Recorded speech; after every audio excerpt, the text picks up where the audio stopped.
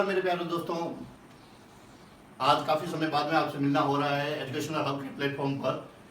काफ़ी समय से मेरे पास में डिमांड आ रही थी कि सर आप पटवारी के लिए या पुलिस के लिए कुछ इंपॉर्टेंट वीडियो या उनका कुछ सब्जेक्ट का, जैसे साइंस का या फिर किसी जैसे पॉलिटी है, हिस्ट्री है, राजस्थान या कल्चर है, इनमें से किसी चीज़ का अगर टॉपिक डाल सको तो बढ़िया रहे, या फिर आप कंप्लीटली पूरे सिलेबस करवाओ तो बहुत बढ़िया रहे। तो ये लॉकडाउन की अवधि के दौरान समय मिला था तो मैंने सोचा कि इसको यूटिलाइज किया जाए। और लॉकडाउन के बाद में भी अगर पूरा कोर्स नहीं रहेगा, जो सब्जेक्ट मैं आपको स्टार्ट करवाऊंगा, लगभग कोशिश ये रहेगी कि वो सब्जेक्ट मैं आपको पूरा करवाऊँ और फिर भी उसमें टाइम निकालने की कोशिश करूंगा। तो आज सिलेबस जो आपको मालूम है कि पटवारी में और राजस्थान पुलिस में दोनों में जनरल साइंस का टॉपिक दे रखा है, और दोनों में जनरल साइंस का टॉपिक है तो निश्चित रूप से इनमें लगभग लेवल में थोड़ा बहुत फर्क रहेगा, क्योंकि जो पटवारी का एग्जाम है वो ग्रेजुएशन लेवल का कर दिया गया है और जो राजस्थान पुलिस का है वो आपको मालूम है कि 10th लेवल का एग्जाम है। तो इनमें लेवल में थोड़ा बहुत फर्क रहेगा, लेकिन जनरल साइंस की स्टडी वो समान रहेगी। तो आज हम जनरल साइंस का एक टॉपिक लेते हैं जिसका नाम है उत्प्रेरक। तो देखिए, उत्प्रेरक, पहले हम जानते हैं कि ये उत्प्रेरक होता क्या है, किस काम में आता है, क्यों इसके बारे में चर्चा की जाती है, जनरल साइंस में हमें क्यों पढ़ना जरूरी है। देखिए दोस्तों, जब कोई रासायनिक अभिक्रिया होती है, यानी जब आपस में क्रिया करने वाले किन्हीं रासायनिक पदार्थों को मिलाया जाता है तो उनमें आपस में रासायनिक अभिक्रिया होती है। आपको मालूम ही है, जैसे आपने एक कोई रासायनिक पदार्थ लिया है ए और एक आपने रासायनिक पदार्थ लिया है बी, दो रासायनिक पदार्थ आपने लिए हैं। अब ये दोनों रासायनिक पदार्थ आपस में अभिक्रिया करेंगे तो इनकी अभिक्रिया से किस चीज का निर्माण होगा, उत्पाद। और उस उत्पाद को हम बोलेंगे, ये उत्पाद मान लो कि सी बन गया है। तो हमने क्या देखा, वापस ध्यान से सुनना, जब दो या दो से अधिक हो सकते हैं कि ये दो रासायनिक अभिक्रिया हो, अभिकारक हो, कोई जरूरी थोड़ी है कि दो हो। अब ये दो की जगह चार भी हो सकते हैं, तीन भी हो सकते हैं, ये अभिकारक है, आपस में अभिक्रिया करेंगे और इनकी अभिक्रिया से उत्पाद का निर्माण होगा। और आपको मालूम है उत्पाद भी कोई एक बनना जरूरी नहीं है मेरे प्यारे भाइयों बहनों, ध्यान से सुनना। उत्पाद बनना कोई जरूरी नहीं कि एक ही बने, दो भी बन सकता है, तीन भी बन सकता है, उससे अधिक भी बन सकता है। अब ये अभिक्रिया मान लो, इस अभिक्रिया को होने में हम मान लेते हैं कि 5 मिनट लगे। कितना समय लगा, 5 मिनट का समय लगा। अब हमने इसके अंदर एक ऐसा पदार्थ डाला, इस अभिक्रिया के अंदर जब अभिक्रिया स्टार्ट हुई थी तो हमने उसमें एक ऐसा पदार्थ डाला जिसने इस अभिक्रिया के स्पीड को, हम जो साधारण भाषा में बात करेंगे उसको बोलेंगे स्पीड, या हम बोलेंगे इसके वेग में, वेग जो था, मतलब जिस वेग से ये अभिक्रिया हुई थी, इस वेग को या तो इसने कर दिया कम या इसने कर दिया अधिक। कई बार मेरे प्यारे भाइयों बहनों कुछ लोग लिखते हैं कि अभिक्रिया के वेग को बढ़ा देते हैं, नहीं, ऐसा नहीं होता है। अभिक्रिया के वेग को बढ़ा भी देते हैं उत्प्रेरक और अभिक्रिया के वेग को घटा भी देते हैं। अब इसमें क्या खास बात हुई, ये तो अभिकारक हो गया, आपका हो गया, जब इसको अभिक्रिया के अंदर डाला तो ये अभिकारक हो गया, नहीं, जब हम अभिक्रिया पूरी हो जाएगी तो उस रासायनिक पदार्थ में द्रव्यमान में कोई परिवर्तन नहीं आएगा और न उस रासायनिक जो पदार्थ है उसकी रासायनिक संरचना में परिवर्तन आएगा, यानी वो पदार्थ जो उत्प्रेरक था वो वैसा का वैसा ही रह गया। मान लो उसको हमने 1 ग्राम, उस पदार्थ को हमने डाला था, हमने कितना डाला था उसको, 1 ग्राम, तो 1 ग्राम अभिक्रिया के बाद में भी वैसा का वैसा ही रहेगा। अगर हमने इस अभिक्रिया में ये उत्प्रेरक के रूप में निकल डाला है तो ये निकल ही रहेगा, निकल में कुछ और कुछ नहीं बनेगा। अब एक बात और आती है, उत्प्रेरक की खोज किसने की। अभी परिभाषा लिखूंगा, एक बार सिर्फ समझने के लिए था, मैं 0 से स्टार्ट कर रहा हूं और आप पूरा समझोगे। जो टॉपिक करवाऊंगा उसको वापस आपको पढ़ने की आवश्यकता नहीं रहेगी। कम से कम आपके राजस्थान पुलिस और पटवार के लिए आपको दोबारा उस चीज को पढ़ने की आवश्यकता नहीं है, केवल आप वीडियो देखोगे तो वो चीज आपको अच्छे से समझ में आ जाएगी। इसकी खोज किसने की थी, ये जो टॉपिक हमने डाल रखा है उत्प्रेरक, इस उत्प्रेरक की खोज किसने दी थी, ध्यान से सुनना। इसकी खोज किसने की थी, इसकी खोज की थी बर्जीलियस ने, नाम ध्यान रखना इसका, बर्जीलियस। देखिए दोस्तों कि आपको एग्जाम के अंदर ऑप्शन दिए होंगे, अगर नाम भूल जाओ बर्जीलियस तो कुछ कुछ वो शब्द, उससे जुड़ा हुआ शब्द कुछ याद कर लेना चाहिए कि आपको जब भी वो ऑप्शन सामने आए तो आप याद कर पाओ, वापस उसको रिपीट कर पाओ। तो देखिए बर्जिलियस और बजरी शब्द एक दूसरे से मिले हुए हैं, तो आप निश्चित रूप से जब बजरी से मिलता जुलता शब्द आपके सामने आएगा तो आप पता लगा लोगे कि बर्जिलियस ने इसकी खोज की थी। तो बर्जिलियस ने खोज की थी। अब परिभाषा क्या है, ध्यान से सुनना, और ये परिभाषा आप लिख भी लेना। वे रासायनिक पदार्थ जो किसी अभिक्रिया के वेग में परिवर्तन कर देते हैं तथा स्वयं अभिक्रिया के पश्चात भी अपरिवर्तित रहते हैं। ध्यान से, बड़ी बात यह है कि स्वयं भी अपरिवर्तित रहते हैं, उनमें कोई परिवर्तन देखने को नहीं मिलता है, न तो इनके द्रव्यमान में और न इनकी रासायनिक संरचना में। वापस ये लिखवा देता हूं आपको, इसकी जो परिभाषा है वो मैं आपको लिखवा देता हूं ध्यान से। वे रासायनिक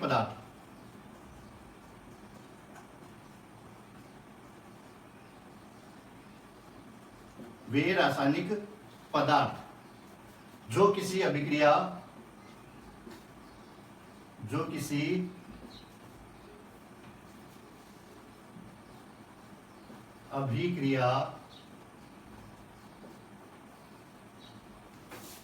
के वेग में परिवर्तन कर देते हैं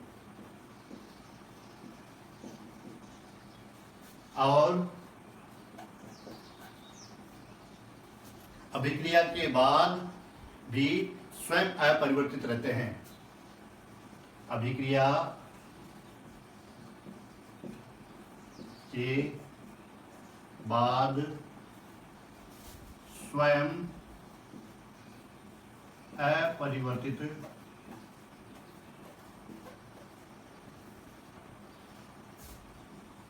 रहते हैं। देखिए प्यारे दोस्तों, इन अभिक्रिया कोई जरूरी नहीं कि सभी अभिक्रियाओं में उत्प्रेरक होने चाहिए, ये अभिक्रिया में होने कोई जरूरी नहीं है, लेकिन जब अभिक्रिया हो रही होती है, जैसे अपना कुछ काम होता है वो हम काम करवाते हैं, है ना, तो जब काम हम करवाते हैं तो वो काम एक अपनी स्पीड से तो होता ही है। अब हम चाहते हैं कि कोई काम जल्दी हो जाए या कोई काम धीरे हो जाए, है ना, तब हम उसमें उत्प्रेरक डालते हैं। ये बिल्कुल वैसे ही है। देखो इमेजिन करो, जब कहीं पे हमने गांव में, चौपाल में या कहीं देखा होगा, कई बार झगड़ा होता है कि नहीं आदमियों का, आपस में दो आदमी झगड़ रहे हैं, 2 या 4 आदमी झगड़ रहे हैं, और झगड़े के बीच में एक सज्जन व्यक्ति आ गया और उसने उनको समझाया और वो उनका जो मामला था वो धीमे हो गया, वो झगड़ा कम कर देते हैं। और कोई ऐसा चुगलीखोर आदमी आ गया तो उन्होंने उनको आपस में झगड़ा तेज करवा दिया, और उसका परिणाम क्या होता है कि उनकी झगड़े का जो निष्कर्ष निकलता है वो जल्दी निकल जाता है। तो दोस्तों ध्यान देना, ये किसी अभिक्रिया को शुरू नहीं करवाते हैं, ये किसी अभिक्रिया को स्टार्ट नहीं करवाते हैं, ये चीज आप नोटिस करोगे, ये किसी अभिक्रिया को शुरू नहीं करवाते हैं। ये पॉइंट ध्यान से रखना, ये किसी अभिक्रिया को शुरू या स्टार्ट नहीं करवाते हैं, नहीं करवाते हैं। ये सिर्फ वेग में परिवर्तन करते हैं, वेग ज्यादा भी कर सकते हैं और वेग को कम भी कर देते हैं। और खोज अभी आपको बताया था मैंने, खोज किसने की थी? बर्जिलियस ने सबसे पहले बताया था कि एक ऐसा रासायनिक पदार्थ जो किसी अभिक्रिया में डालने पर अभिक्रिया के वेग में परिवर्तन कर देते हैं और अभिक्रिया के बाद में स्वयं अपरिवर्तित रहते हैं, उन्हें उत्प्रेरक कहते हैं। अब उत्प्रेरक आपने पढ़ तो लिए, अब ये आप जो इसकी डेफिनेशन है, ये परिभाषा है, इसको आप उतार लीजिए, चाहे आप चाहो तो स्क्रीनशॉट ले लीजिए। अब देखते हैं इसके अपवाद में ये कितने प्रकार के होते हैं। मिटा दो ये, चलो मिटा देता हूं इसको। वापस आपसे एग्जाम में पूछा जा सकता है कि उत्प्रेरक की खोज किसने की थी, या आप पूछ सकते हैं इनमें से कौन सा तथ्य सही है। तो एक तथ्य उनमें आ जाएगा कि उत्प्रेरक अभिक्रिया को शुरू करते हैं, तो ये गलत हो जाएगा, या अभिक्रिया के पश्चात तो स्वयं परिवर्तित हो जाते हैं, ये भी गलत हो जाएगा। न तो ये परिवर्तित होते हैं और न ही क्या होता है कि इनके द्रव्यमान में या रासायनिक गुणों में परिवर्तन होता है, ये नहीं होता है। अब आगे है कि ये कितने प्रकार के होते हैं। देखिए, इनको हमने दो प्रकार से बांटा है। एक तो अवस्था के आधार पर, अवस्था के आधार, ध्यान देना कि अवस्था के आधार पर हमने इनको कितने भागों में बांटा है। तो प्यारे दोस्तों, ये ध्यान से देना कि अवस्था के आधार पर समांगी,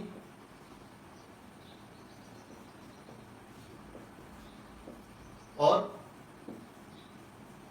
विषमांगी, दो प्रकार के ये होते हैं। ये देख लो, एक बार उतार लीजिए आप इसको, कि समांगी और विषमांगी दो प्रकार के ये होते हैं।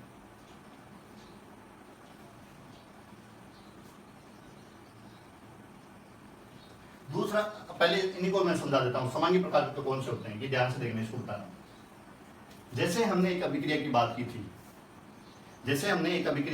थी, जिसमें एक अभिकारक था A, दूसरा ले लेते हैं B, और इनसे जो उत्पाद बनता है वो C। ये तीन अपन ने लिए, A अभिकारक है, B अभिकारक है, और C क्या है, उत्पाद। जो प्रोडक्ट बना है वो है। अब देखिए, अगर हमने इसमें कोई, मैंने बताया ना, जैसे आपने कोई इसमें उत्प्रेरक डाल दिया, मान लो ये लोहा डाल दिया, लोहे का फॉर्मूला होता है Fe, तो आपने ये डाला। अब मान लो ये भी सॉलिड है, मतलब ठोस अवस्था में, ये भी ठोस है, ये भी ठोस है, और आपको मालूम है जो आयरन होता है वो भी क्या होता है, ठोस। जब इनकी भौतिक अवस्थाएं एक जैसी होती है, मान लो ये गैस और ये भी गैस हो, तो ये भी गैस होना चाहिए। तो अगर ऐसा हो तो उसको बोलेंगे समांगी उत्प्रेरक। और विषमांगी कब होगा, जब मैंने बताया कि ये सॉलिड है, ये सॉलिड है, और ये भी सॉलिड है, तो ये मान लो कुछ और आ जाए, गैस की अवस्था में आ जाए या लिक्विड में आ जाए, तब क्या होगा, ये कुछ, ये विषमांगी प्रकार का। तो दोस्तों, तो ये समांगी प्रकार, जिसमें भौतिक अवस्थाएं, अभिकारक और उत्पाद और जो उत्प्रेरक है, तीनों की भौतिक अवस्थाएं समान होती है, और इसमें भौतिक अवस्थाएं समान नहीं होती है। इसकी भौतिक अवस्थाएं, अगर इनमें भौतिक अवस्था में परिवर्तन है तो नहीं कहेंगे, इन सभी की भौतिक अवस्थाएं क्या रहेगी, समान रहेगी। अब हम दूसरी बात करते हैं, जो दूसरे प्रकार के है, ये मैं साफ कर देता हूं, दूसरे प्रकार को भी बता देता हूं कि एक ये तो था अवस्था के आधार पर, अब क्रिया के आधार पर होगा। क्रिया के आधार पर उत्प्रेरक की बात की गई है, तो ये बताया गया है, पूछा गया है कि क्रिया के आधार पर उत्प्रेरक कितने प्रकार के होते हैं। तो चलो आपसे आप बता देते हैं। एक तो होता है धनात्मक उत्प्रेरक,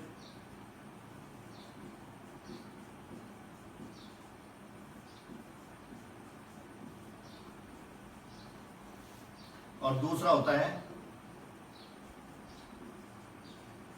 ऋणात्मक उत्प्रेरक। एक इनमें जैव उत्प्रेरक को और शामिल किया गया है, एक तो है जैव उत्प्रेरक और एक स्वतः उत्प्रेरक। तो दो प्रकार के और इसमें जोड़े जाते हैं, तो वो चाहे इसी में देख लो या उनको अलग भी करके देखा जा सकता है। जैव उत्प्रेरक, और चौथा इसमें है स्वतः उत्प्रेरक। देखना दोस्तों, ये क्या होता है, धनात्मक उत्प्रेरक वो होते हैं जो किसी रासायनिक अभिक्रिया के वेग को बढ़ा देते हैं। ध्यान से देखना, ये क्या करते हैं, ये अभिक्रिया के वेग को बढ़ा देते हैं। ये जो होते हैं ना, ये अभिक्रिया के वेग को बढ़ा देते हैं। और दूसरा इनका नाम पता ही चल रहा है, ऋणात्मक, मतलब ये क्या करेंगे, वेग को क्या कर देते हैं, वेग को कम कर देंगे, कम कर देते हैं।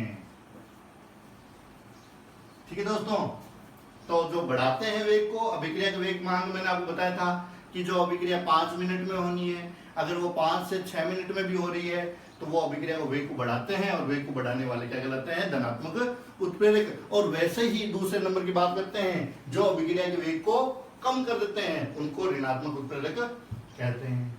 अब देखिए जैव उत्प्रेरक क्या होता है। जैव रासायनिक अभिक्रियाओं में वे उत्प्रेरक जो जैव रासायनिक अभिक्रिया में काम आते हैं उनको जैव उत्प्रेरक कहते हैं। अब जैव रासायनिक अभिक्रिया कौन सी है, अपने शरीर में या पौधे के शरीर में या कोई जीव जंतु के शरीर में जो होने वाली रासायनिक अभिक्रियाएं हैं उनको जैव रासायनिक अभिक्रियाएं कहते हैं। तो इनमें कौन सा आता है, जो अपने शरीर में जो एंजाइम होते हैं वो भी आप लिख सकते हैं, वो भी जैव एंजाइम का एग्जाम्पल है। देखिए टाइलिन, एमाइलेज की बात कर सकते हैं, कई किताबों में आपको इसको एमिलेज भी लिखा हुआ मिल जाएगा, बहुत सारे एग्जाम्पल है। तो जैव रासायनिक अभिक्रियाओं में जो उत्प्रेरक काम आते हैं, मतलब जंतुओं के शरीर में होने वाली जो अभिक्रियाएं हैं उनमें काम आने वाले जैव रासायनिक उत्प्रेरक कहलाते हैं। स्वतः उत्प्रेरक, अब क्या होता है, कोई अभिक्रिया हो रही है और उस अभिक्रिया में थोड़ा सा कुछ प्रोडक्ट बना है और वही उसके वेग को बढ़ा दे या कम कर दे तो वो स्वतः उत्प्रेरक कहते हैं। जो स्वयं उत्प्रेरक का काम करें।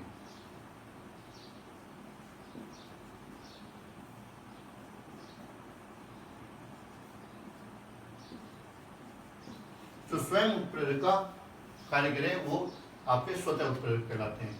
आप इसका स्क्रीनशॉट ले लीजिए, उतार लीजिए।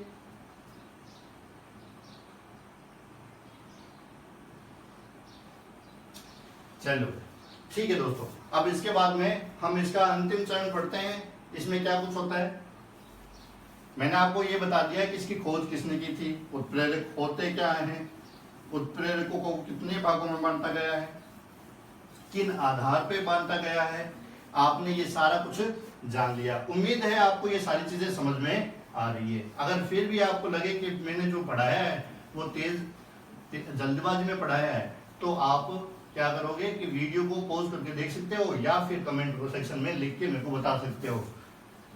ठीक है दोस्तों, अब देखिए हम बात करते हैं इनके बारे में कि ये कौन कौन से होते हैं।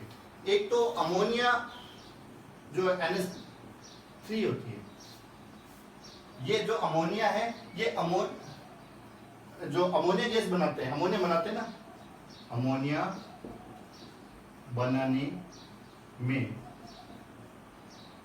बनाने में लोहा उत्प्रेरक के रूप में काम आता है। ये ध्यान रखिए, अमोनिया बनाने में लोहा उत्प्रेरक के रूप में काम आता है। और एक आपने नाम सुना होगा, जैसे गांव में बोलते हैं डालडा घी, यानी वनस्पति घी। वनस्पति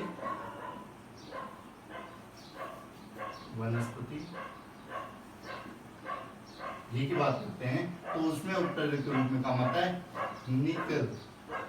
तो ये इसके एग्जाम्पल है, वैसे एग्जाम्पल आपको और भी खूब सारे देखने को मिल जाएंगे। तो दोस्तों आज का टॉपिक यही था। अगला टॉपिक क्या होना चाहिए आप मेरे को कमेंट सेक्शन में भी लिख सकते हो। वैसे मेरा जो अगला टॉपिक है वो नेक्स्ट